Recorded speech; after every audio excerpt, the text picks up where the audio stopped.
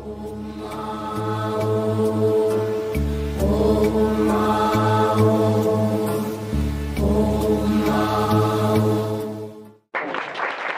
કહેવાની છે કે રાતે ભગવાનનો જન્મ થયો 12 વાગે. તે વખતે ભગવાન લજીતા તારે જે સંત્રીઓ હતા એ ઊંઘતા હતા, જાગતા નહોતા કે પત્તા નહોતા રમતા કે કંઈ એ લોકો જુગાર નહોતા રમતા. પરંતુ આપણે એ કઈથી કાઢ્યું ખબર નહીં, પણ કઈથી કે જન્માષ્ટમી જુગાર રમવો ને જન્માષ્ટમી જુગાર રમવો એ જ એક નીતિ પડી ગઈ છે. જોકે મેં જોયું નથી કે કોણ જુગાર રમે છે. ગોધરા તો નહોતું જોયું, કંઈ બી નથી જોયું, પરંતુ પેપરમાં આવે છે એ વાંચ્યું છે.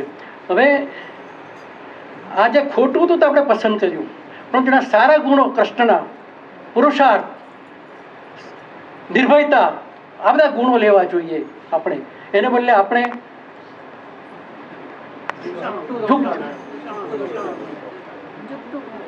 પત્તા રમવાના, તીન પત્તી રમવાના ગુણો, જુગાર રમવાના ગુણો લીધા આપણે. એ ગુણો ના લઈ શકીએ.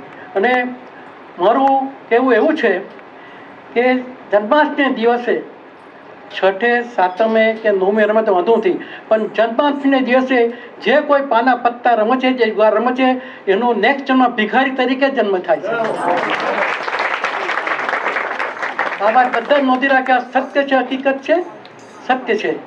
એટલે જે આજે દિવસે સાતમે રમે કે નવમે રમે તો વાંધો નહીં, પણ જન્માષ્ટમી દિવસે રમે જુગાર, એનો અવતાર ગમે તે મોટો માણસ મહાન હોય, પણ નેક્સ્ટ વખતે ભિખારી તરીકે જન્મ થાય છે. માટે મારું એવું કહેવું છે, માનવું છે કે કોઈએ જુગાર આજે દિવસે રમવો નહીં, કોઈ રમતા. જો આપણા વાળા તો કોઈ રમતા જ નહીં હોય, પણ આ તો માટે છે. હવે મેં જે કહ્યું ને કે આ અત્યારે આઠમે દિવસે જે જુગાર રમે એ આવતા જન્મમાં ભિખારી થાય.